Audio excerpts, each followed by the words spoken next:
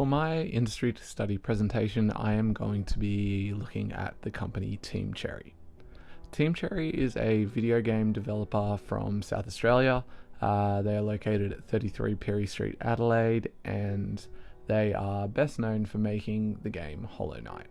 I interviewed Ari Gibson. He's the animation director, and he is the person that is in charge of the visual look of Hollow Knight. He drew everything within it. So looking at the company, it's a pretty small company and it's classified as a partnership. There's 3 members. There's Ari Gibson, who does the game design. There's William Pellin, who is the one that sort of codes the behavior of the bosses and the characters within. And then there's Jack Vine, who does coding and gameplay systems. He came in a little bit later and he's really getting involved in the new game Hollow Knight Silksong. Below that, there's some people that they get in for various projects. So there's Christopher Larkin, so he does the soundtracks. When they moved their game across to Nintendo Switch, they got Shark Games, which is another Adelaide company, in as a contractor. They also create merchandise through a third-party website called Fangamer. So it was actually relatively hard to find 3 projects that Team Cherry makes, because they've only ever really released one commercial product, and that's the game Hollow Knight. So it was available originally digitally and then came out with physical versions when it got more popular. I think so we would include Hollow Knight. It's basically kind of like an old school 2D sort of game that integrates some ideas of classic Nintendo games and sort of other more modern Souls-like genre games. Also create merchandise through a third-party website called Fangamer. So Fangamer uses their intellectual property and creates sort of, nerdy little toys and badges and things of that nature. The third product that I'm going to talk about is their new game, which is Hollow Knight Silksong, which is basically a direct sort of sequel to the original game. Basically, the whole thing about all of these is they all feature Ari Gibson's distinctive art style. So quality control is incredibly important to a business, especially a small business like Team Cherry, and especially one in the video game industry, because video game consumers are not very forgiving about low quality. So my definition of quality control would be where a business ensures that there is a certain level of acceptability in the product and that is maintained across the entire product and different versions of it. So essentially it's very important to a business, especially a game company, because if there's bugs or things slip, the press and people will tear it apart. Team Cherry tests their games extensively. They use Steam to put out a beta version of the game to allow people to test it ahead of time and get them to talk about it. As well, they use patches. So after a game is released, if something is found out that's wrong, they can code fixes into that and put that out. And essentially they also just really take their time. So Hollow Knight Silksong was supposed to come out quite a long time ago, but because the quality was not up to scratch, they held it back. They want to make sure that they put out a good quality product. So I think I'm going to talk about Unity and visual scripting, which was what Hollow Knight was actually made in. So it wasn't made in some sort of professional engine. It was made in a freely available engine that anybody can actually download themselves, and you can actually download the source files for Hollow Knight, import it into Unity, and mess around with them.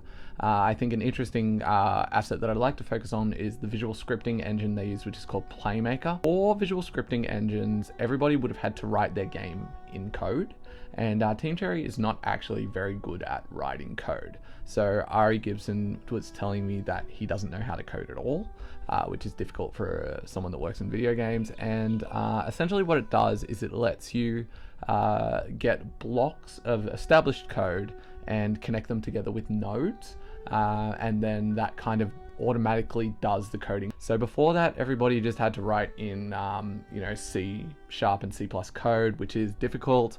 It's hard to sort of move things around because things can kind of write over other things, and just it was a different type of skill to the type of artistic skill that Ari had. So he would have had to hire more people.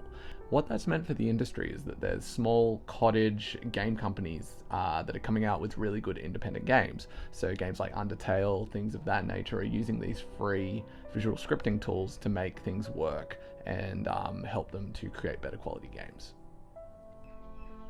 In terms of the environment, it's often hard with a multimedia company, and when I was talking with Ari, he didn't really have much to tell me. He was like, there's the usual e-waste and electricity thing. I think the most interesting thing that he talked about was in the distribution of the actual game.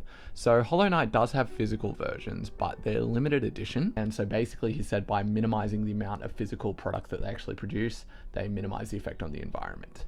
I think that video games have generally a positive effect on society in that they give people, something fun to do with their time, although it can obviously be a negative when people become obsessed with it. I think that a lot of video game companies are also starting to become more games of service and microtransactions, and I think that's an overall net negative for society. Team Cherry plays a pretty significant role in the local community. It's only 3 people, but they do hire Shark Jump Games, which is another local Adelaide company. There's not really a big computer game or video game industry in Australia, so by creating a world-renowned game in the region, it makes people realize that it is a possibility.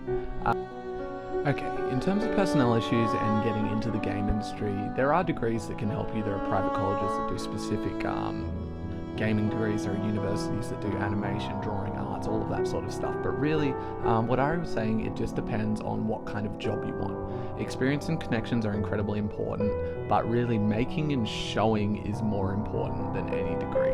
So you don't necessarily need a degree to get a job in the gaming industry, because they'll be looking at your portfolio, they'll be looking at your prior work. Team Cherry works in a pretty standard office-based environment, so 3 workplace hazards that they have to deal with: eye strain, back pain, and trip hazards. Essentially, if they have bad lighting in their computer, they might get eye strain. If they're sitting in an uncomfortable chair, they may get back pain, and if there's cords all over the floor, there might be trip hazards.